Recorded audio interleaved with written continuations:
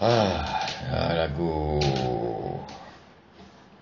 Patani, Naratiwat Patani. Kita cubalah.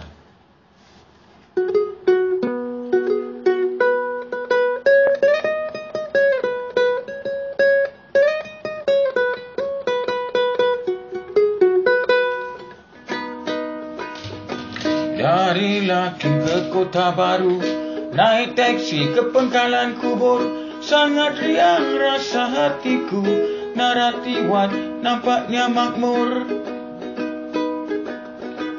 Naik feri, turun feri, air laut tidak berombak. Senyum lebar berseri-seri, bumi Patani dapat dipijak. Ramai-ramai ya. Ikut.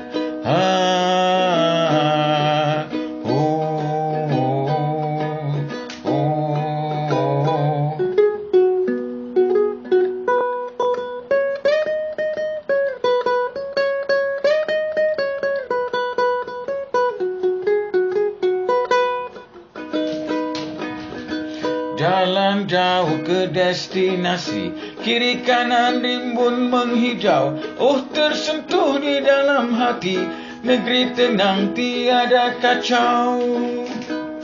Sudah sampai ke destinasi, di pelawat jamu makanan, lemak sayur enak sekali, ikan masin sambal tempatan.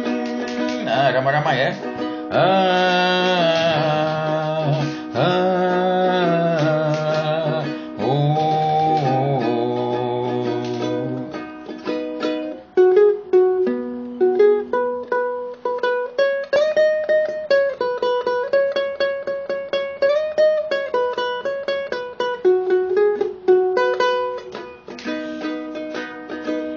Dalam dewan tuntun acara, ada logat bermacam-macam, rasa bangga tidak terkira.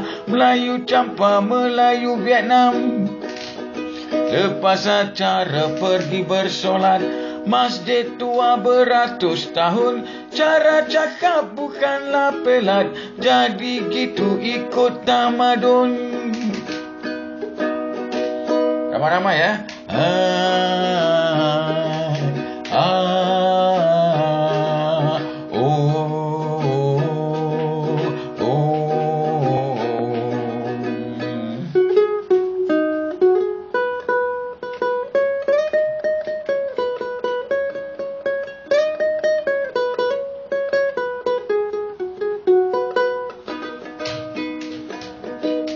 Tepi masjid ada sungai, anak-anak bermandi manda. Sungguh riang beramai-ramai, rasa bagai nak mandi juga.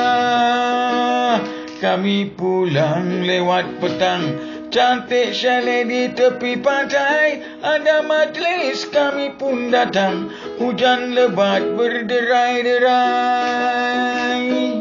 Ramai-ramai ya.